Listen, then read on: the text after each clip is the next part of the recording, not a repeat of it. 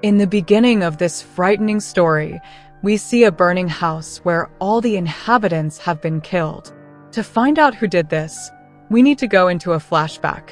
We are taken to a scene from 2 days ago where a doctor named Judy is treating her patients. Judy is very skilled at her job.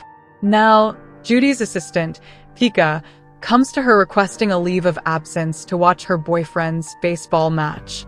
Since it's about her boyfriend, Judy can't refuse and grants Pika permission. The scene shifts to the baseball ground where 2 officers, David and Russell, are present. David is none other than Judy's husband. They were assigned to oversee the entire baseball match. David learns that a strange man has entered the baseball ground with a gun, so he immediately approaches him and asks him to stay calm. But the unknown man seemed to have no control over his body and was about to turn the gun towards David and pull the trigger. David quickly draws his own gun and shoots the man. The old man was now completely dead. David thought that perhaps the man was under the influence of alcohol, which is why he was acting this way. The man's wife and son come to see the body. The man's wife is crying heavily. David explains that her husband might have been drinking, and he had to shoot him for protection. The man's wife slaps David and says that her husband had quit drinking years ago, and then they both leave. David was deeply upset because he was blaming himself for everything. Judy tries to console her husband, explaining that he was only protecting the public and it was his job, which he had to fulfill. The next day, David returns to the baseball ground where he encounters a man named Ben. Ben is strangely staring towards the forest. David asks Ben if he is all right, but Ben leaves without answering. Now we are shown Ben's family, who had brought him to Judy for a checkup due to his poor health. Judy advises Ben to get some rest, and Ben returns home with his family. That night, Ben's wife hears strange noises coming from the room. She thinks her husband is working, but when she goes to check, she finds no one there. Hearing the noise coming from a cupboard, she opens it to find her son hiding inside. Her son tells her that dad is looking for people to kill with a knife. Ben's wife is confused as to why he is behaving this way. Ben, now completely out of control, enters the room and starts opening the cupboard. Although he fails to open it, his wife and son narrowly escape. However, Ben sets his house on fire, leading to the deaths of both his wife and son. This is the same scene we saw at the beginning of the story. When David's team learns that Ben has burned his wife and son to death, he is taken into custody. Ben's behavior remains inexplicably fixed in one place.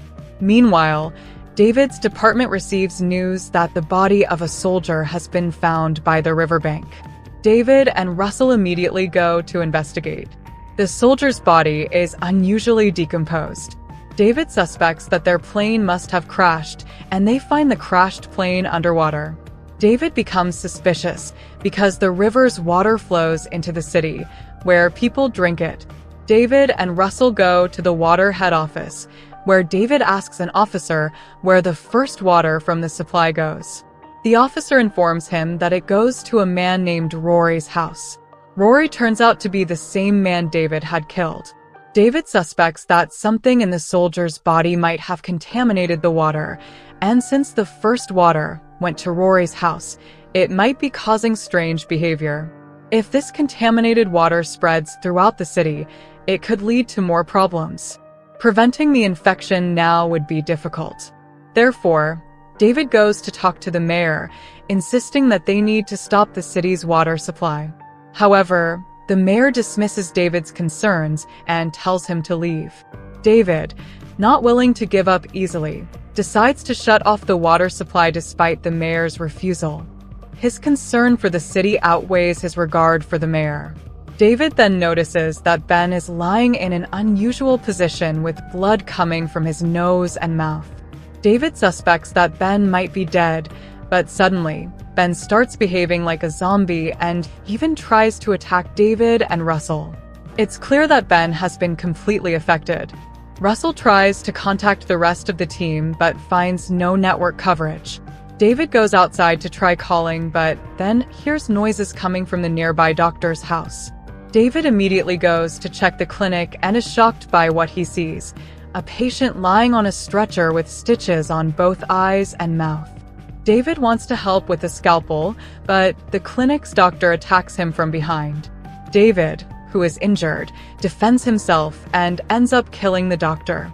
Without wasting any time, David leaves the clinic. When he arrives home, his wife Judy mentions that she senses someone outside.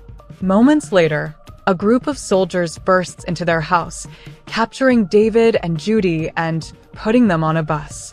The bus is filled with Russell and several other police officers and soldiers. Russell informs David that they are being taken to a safe location. From the bus window, David sees that the city is in chaos with unusual disturbances. At the safe location, everyone's temperature is checked. Judy's temperature is found to be significantly high, so the soldiers separate her from the others. David desperately tries to stay with his wife, but the soldiers overpower and knock him unconscious.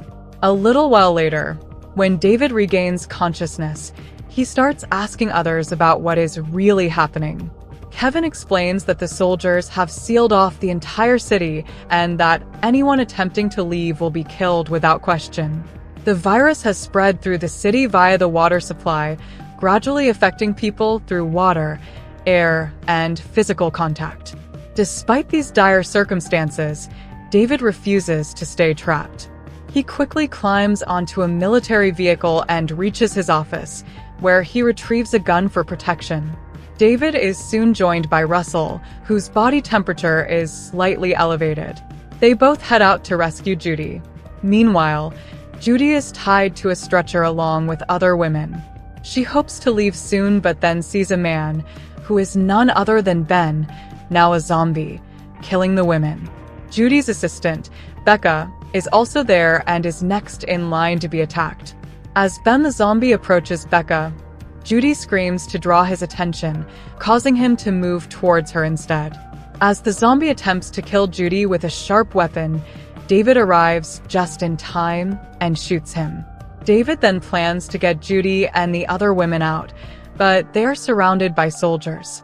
Any patient trying to escape is immediately killed. David, Russell, Becca, and Judy decide to stay put. Soon, a soldier approaches David slowly. David quickly takes the soldier's gun and points it at him, demanding to know what's going on. The soldier, having no other option, admits he knows nothing and is merely following orders from his commander. He also promises that if David lets him go, he won't tell anyone about David. David agrees to this. David lets the soldier go and leaves the area. The four of them decide they need to escape the city and find another one. However, traveling by road is dangerous, so they need to arrange for a plane. While searching for a plane, they end up at a farm, which belongs to Rory. Rory's wife and son live there. When Judy first arrives at the house, Rory's wife and son, who are behaving strangely, capture and bind her.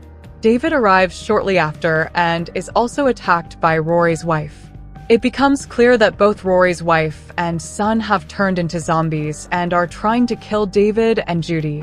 Russell arrives just in time and shoots them, saving David and Judy.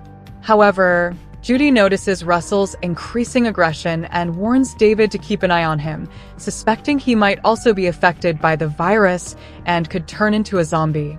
The four of them then start searching for a plane, driving around in their vehicle. They soon take the car to a washing center, only to find more zombies attacking their vehicle. In the attempt to escape the car, Becca is killed. David, Russell, and Judy are forced to continue on foot. They then spot a car approaching from a distance. Russell, not wanting to miss the opportunity, places a stop under the car's tires, causing it to crash after multiple flips. David is surprised by Russell's actions. From the crashed car emerges a man who turns out to be the mayor.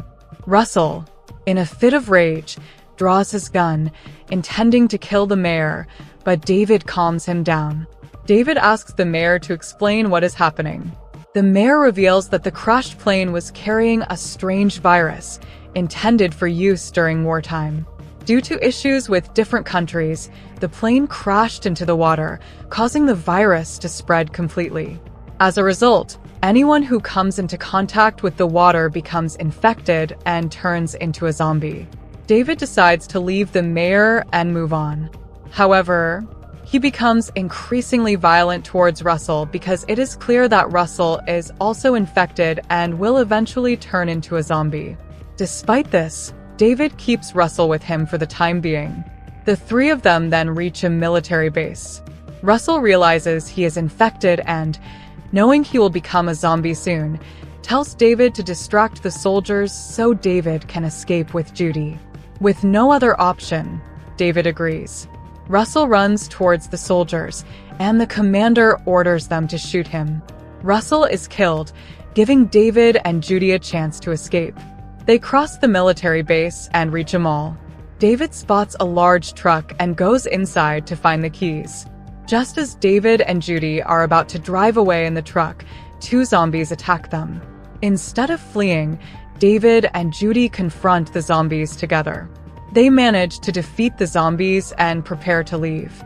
However, halfway through their escape, they receive a radio message announcing that due to the virus spreading throughout the city, missiles will be launched to destroy it. David drives the truck as fast as possible, but it's too late. The soldiers launch missiles at the city, causing a massive explosion.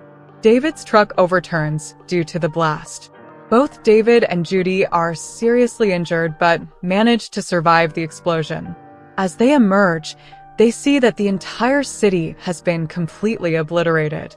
Despite this, both of them still hold on to hope for their future, so they head towards another city. However, they have no idea that this new city may also be infested with zombies. And so, our somewhat chilling story comes to an end.